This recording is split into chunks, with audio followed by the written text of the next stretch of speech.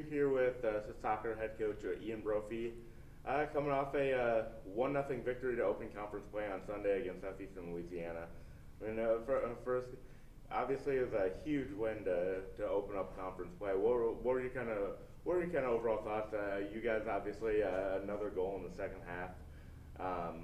So what were kind of your overall thoughts on that performance? Yeah, really happy with the performance, happy with the way we played overall. Happy with the start we had in the first 25 minutes, the way we played and the way we kind of controlled the game, controlled the action, the way we kind of controlled the midfield. And I think that led to the success that we had later in the game, and kind of getting the goal in the second half was kind of how we were able to control the game and the spaces in the field that we were able to get to. So I was really happy to see that and happy to see our team execute on that front, and led to us getting the 3 points, which is a great start for conference play. Yeah, you mentioned the start. Yep. Obviously, you've been working hard on finding the back of the net in the first half. But I mean, you did mention how much you liked the start yesterday. You pretty much dominated the first 20-25 minutes. Yep.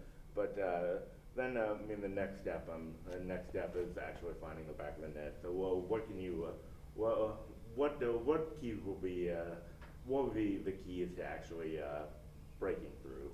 I think doing some of the same things that we've been doing, and just kind of like, if we can build on the performance we had yesterday and kind of continue that, we know a goal in the first half is going to come. Although at the same time, the way we play, we know it tires teams out, and if the goals come in the second half, and as long as we keep clean sheets, hey, we'll keep the wins coming, and I think we'll be happy with that. So it doesn't matter for us in terms of when the goals come necessarily, as long as we win the games. But really happy with kind of, like I said, the starting process, and kind of I think what we can do to improve on that as well. Yeah, and then you were tied at the half yesterday. You're undefeated when you're tied at the half. I mean, knowing that, what kind of confidence did you and your team show at halftime yesterday, knowing that you're pretty darn good in the second half, and you're able to get the win, I suppose. It was part of the halftime talk, I would say, would be kind of going over that we've been here before. We know all season that we've kind of been comfortable with this when it's close at half or tied at half. We know that we can have a strong second half, and that all year we've had strong second halves. So it's something that we felt confident going into that second half, knowing we could compete, knowing we could pull out a win, and we did. Yeah, and then you're 3-0 when scoring first. I mean, that's got to be huge confidence boost, I suppose. I mean, what does that do for you guys mentally, knowing that now if you score just first, the chances are you're going to win. Yeah, it's huge. I think obviously defensively, it shows us how strong we are, able to keep clean sheets, and knowing once we get ahead that we're going to be really tough for teams to try to come and get a goal. But at the same time, I think it shows that's one of the keys that we put before each game, and that we've put before the games recently, has been, can we score first? Because we know if we score first, we've got a really good shot to win the game. And it doesn't matter when that goal comes, and that's where we've talked about being disciplined defensively. If it comes in the second half, as long as we're the first goal that goes in, we know we've got a great shot at winning that game. And the person who did score that goal was Sabrina Lopez. She's really played well, scoring 2 goals in 3 games. She came off the bench. That was the first goal, I believe, coming off the bench this year for you guys. I mean, how important is it for the bench to really get going, knowing that the play doesn't necessarily drop off as much going from the start of the bench? Yeah, and Sabrina's been starting for us a lot recently, but her impact off the bench, we kind of knew in the lead up to the game, she kind of knew she was going to be coming off the bench, but still we always knew she was going to have a really big role within that off the bench role with the team. I knew she was going to have a big impact in the game. And she did. She came in and impacted the game really well. That's why we started her in the second half, and that obviously led to her getting her goal. So I was really happy with the impact she made, and also the rest of the bench. I felt at the end of the first half there, we started to get a little bit tired. We started to struggle a little bit.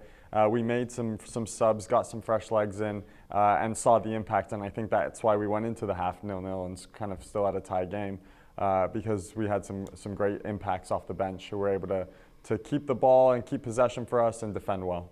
Yeah, and that strong defense, it's been kind of it's been a strong defense has been the main point of this university the past 5 or so years. I mean, you guys are taking on that, and you guys have had shutouts in the past 3 games, or 3 of the past 4 games rather. And I mean, the only time LSU scored 2 in a span of about 15 minutes. But other than that, you guys have been playing really well defensively. Yeah, really happy with the defense and how the team as a whole has played defensively. It's not just the defenders, it really is all 11 players. The midfielders have to do a lot of work defensively in order to help those defenders. And it's a key part of how we play, and they put in the work, and that's a huge part of keeping the clean sheets that we have kept. The forwards even the defending really does start from the front for us. So even the forwards have to put in their work. But we've had some great performances from players like Caroline, Alina, Jess, even players like Rue and Mia and Kylie have all been very good. Murph is someone we can't pass up in the midfield. Like I said, one of those midfielders that really helps the defenders a lot. So yeah, really pleased with how they've played and kind of as a unit how we've played defensively. And when we get it right defensively, we really feel that leads to our offensive opportunities and scoring chances. Yeah, and then going ahead this week, you have 2 matches. You've got UIW at home, and then you get Commerce on the road. I mean, yep. What do you see from them? UIW played with Lamar, who's the preseason favorite to go to to win the conference. I mean, what have you seen from both UIW and Commerce?